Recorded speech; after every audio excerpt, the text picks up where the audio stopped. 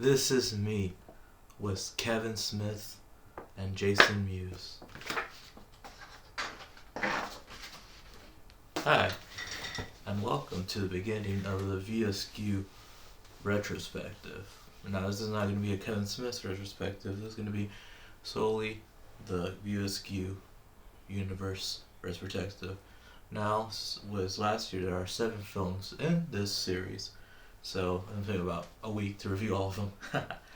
But today we're going to talk about the movie that started it all, Clerks. Clerks is a 1994 film funded with only $27,000 around.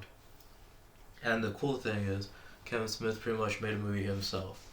He sold his comic book collection, which had some rarities that even now he can't find. So that kind of hurt him in a personal way because he's a big comic book guy. He maxed out credit cards. He actually got insurance money from a car that got flooded, I believe. I don't know, it's a weird story. Anyway, he basically shot all day, all night, worked all day in the afternoon at his chef at the quick stop where the movie takes place, and then shot at night in the convenience store to shoot his movie. Basically, this guy made his career making a movie about his life, of how he talks shit with his friends, how he likes to talk about Star Wars and talk about it in minutia where people can get into it, because this is a very accessible movie despite being an indie movie and a geek movie. But they talk about it so casually and so fun, and like a friend would talk, that you were real into it. Now, this movie is very amateurish, is in black and white. Not as an artistic choice, like a review said, wow, it's like if it's the security cam footage of the store, and Kevin Stiller said that in interviews, but really he just shot black and white because he didn't have money. And the reason the steel shutters are closed is because he didn't know how to light, and he didn't want to have it look like it's dark outside because he shot in the middle of the night from like something to the morning, then he got an hour of sleep and went back to work.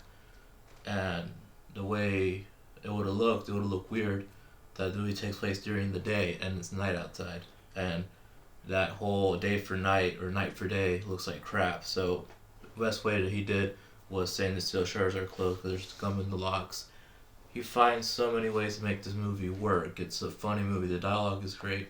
The acting, while novice, is amazing, in my opinion. I love Ryan O'Halloran as Dante. He's such a likable guy. And the actual Ryan O'Halloran seems like an awesome dude who apparently, back in the day, Jeff Anderson talked about this interview, would go to dance competitions and win. And he was a white dude into hip-hop back in the 90s, which was cool. Jeff Anderson is so laid back and pairs perfectly Randall, even though he wasn't supposed to play Randall, I believe. Originally, Kevin Smith wanted to play Randall, which is why he has all the best dialogue. And Randall's actually based off Kevin Smith's friend, Brian Johnson, and Kevin Smith's kind of the Dante in real life. And to be honest, I always thought I was Randall. Really, I'm Dante. And, Randall just delivers, Jeff Anderson delivers his dialogue so naturally. He's just got this swagger to him, and the way he talks, and he has a very recognizable voice. So Jeff Anderson kind of regretted playing Randall because everybody recognized him, and she kind of made him not want to do the other Clerks movie. And he had falling out with Kevin Smith, which they got back together became friends again later on, and he appeared in Dogma, which I'll talk about in another video. And the other cast involves, of course, Elizabeth Spooner, which is in Brie, the crux of this movie, the girl that pretty much fucked up Dante, and Dante wants to get back with her even though he has a girlfriend, played by Marilyn I cannot pronounce the last name. Galudio? Something like that. Basically, the girl who plays Veronica was a great actress too. She hasn't done much after Clerks, but Marilyn Granudi? I don't know.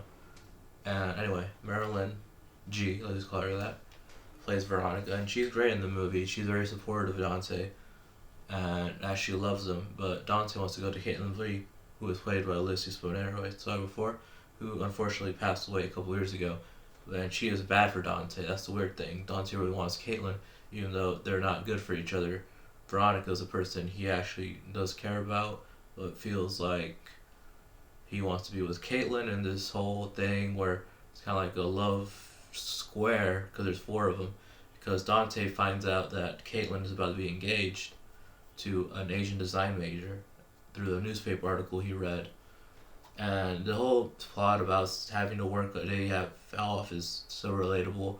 The dialogue is great. The characters work very great. And of course, we're introduced to the greatest side characters of all time, Jay and Silent Bob. Jay played by Jason Mewes, and Kevin Smith playing Silent Bob. And the reason he's Silent Bob is because he wanted to be in the movie. Because just in case this was a complete failure, he can be like, hey, I made a movie and I'm in it. That's the whole reason he plays Silent Bob.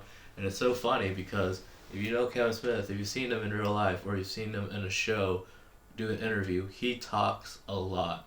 So he deserves an Oscar for not saying a word until the end.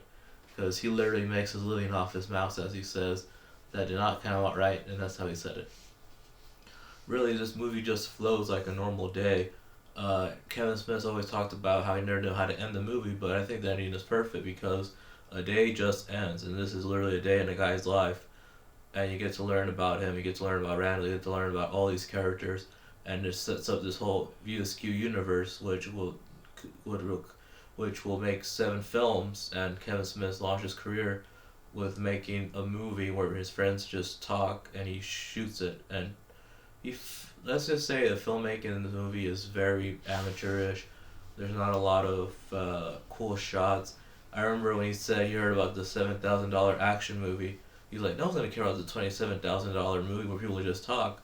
And he's telling Robert Rodriguez when he interviewed him, what was I supposed to do? Do a pan shot of the candy aisle? Like, seriously, but it doesn't matter. This film flows like a movie. The dialogue carries it. And he made his own voice because Kevin Smith pretty much made a movie about his life and made it accessible to everybody. And this is a great first independent movie because Kevin Smith has mainstream taste. He's not the kind of guy who would like Alphaville, which is funny if you think about Mallrats, but he's not that kind of dude. He loves Star Wars. He loves Back to the Future. He loves all these big blockbusters.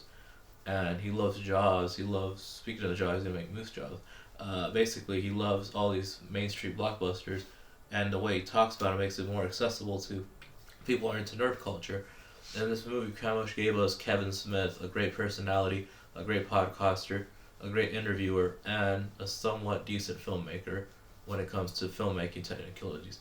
But he was able to make his limited abilities and make this amazing film that is so important. It's in the National Film Preservation, or whatever that's called.